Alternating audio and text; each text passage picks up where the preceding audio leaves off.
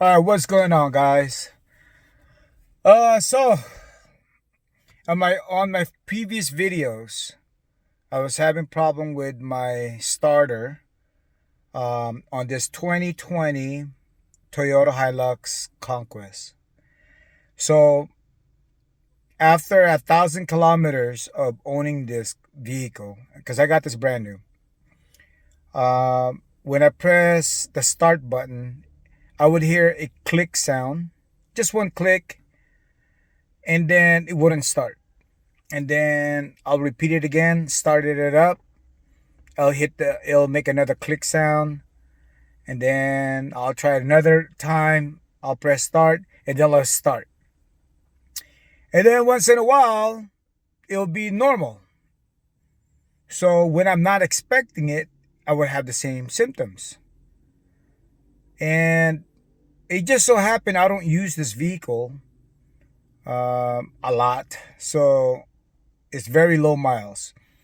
And we are situated in the Philippines where it's kind of like a lot of moisture in the air. I'm not sure if that could affect the starter. But so the problem went away and it would come back when I'm not expecting it.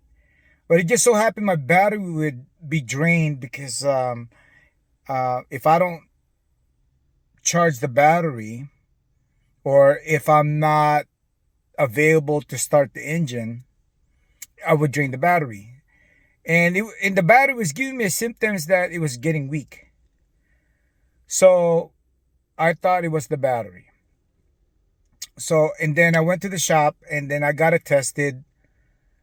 I don't know if this guy was trying to summon the battery, because when he did the load check, he said, "Oh, is the battery still good?"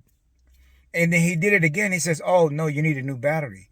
So I wasn't sure if he's just faking it just to sell me a new battery. So I took my truck to another shop, and it was the same thing. In the beginning, they tell me, "Oh, it needs water," uh, and then they say then they told me, "Oh, you know what? You're gonna need a battery because it's giving me different reads all the time." Because they would do a recharge and then down what they call load check. So I'm not I don't trust those two guys, but man, 2 out of 2, they're telling me I need a new battery based on their load check. So the battery wasn't a, buying a new battery wasn't a problem to me, because I know I drained this battery 2 or 3 times where it's flat dead, and then I have to recharge it for a day or two. So you know what, it probably needed a new battery anyway. So finally I got a new battery. The problem went away. I wasn't getting that click no start. I wasn't having that problem anymore. Then it came back after a month of owning a new battery.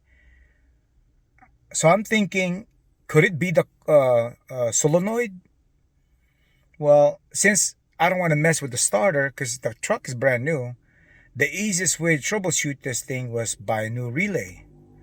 So I bought a new relay. The starter relay is a cube. Um, I'll show you right now what it is.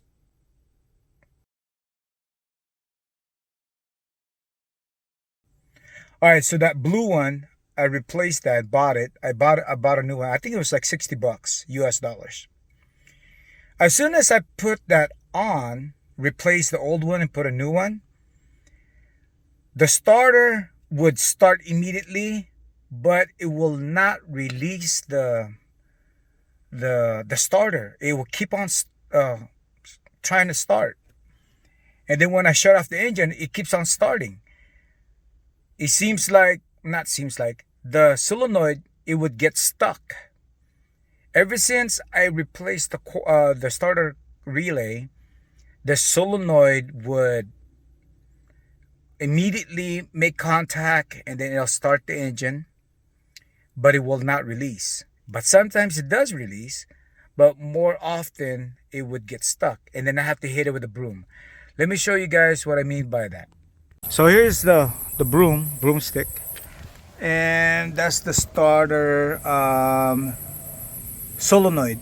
So I would hit it with the broomstick so it would release,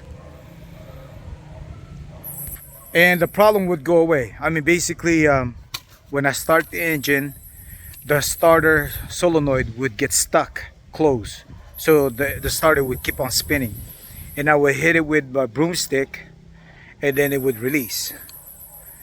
Eventually it wouldn't release anymore, so I shopped around and I found a dealer that would replace the whole new starter.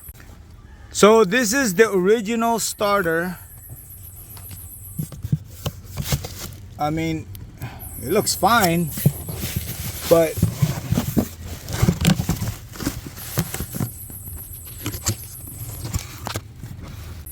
so I would hit this solenoid with a broomstick to release it, because this is the one that's getting stuck.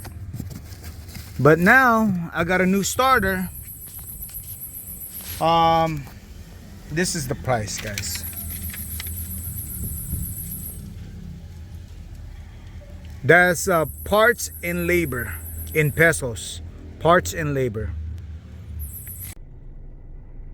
Alright guys, so with the brand new starter system, brand new solenoid, brand new starter, right from the dealer, it cost me 22,000. I showed you guys my receipt. Now it starts up right away. I don't have any more problems. Problem went away. Did I misdiagnose the truck? Well, if you guys follow the videos that I create, 2 videos I've created, it was giving me intermittent problem. Sometimes it does it, sometimes it don't. And at the same time, I don't use my truck, so it was just so easy for me to point the problem to the battery, because I drained the battery 2-3 times already, and then I don't use the truck. And then I went for the relay, and then by buying a new relay, and then replaced it with a new relay, the problem of the solenoid became more evident. It was actually getting stuck closed. What I mean by that is, when I start, the starter starts up normal, but it will not release. So the starter relay made it more obvious for me to diagnose. And once I knew it was the starter solenoid, I had no choice but to either replace the solenoid or just replace the whole thing. And the price difference between the starter solenoid was 11,000, and then the whole unit, the starter and the solenoid, was 17,000 pesos. I mean, it's only like, I think it's like, less than $100 difference.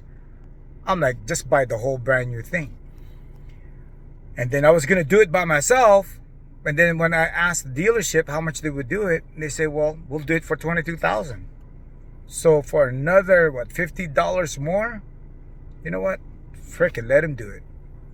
So normally it should only take about 2 hours, but the dealer, they charge for bringing in the car, check for dents, then do the replacement, and then that road test, and then the car wash. They all amount to 4 hours, but that's fine. Problem is solved. This truck probably had a faulty starter solenoid. I wouldn't know that until I open up the starter when I have a chance.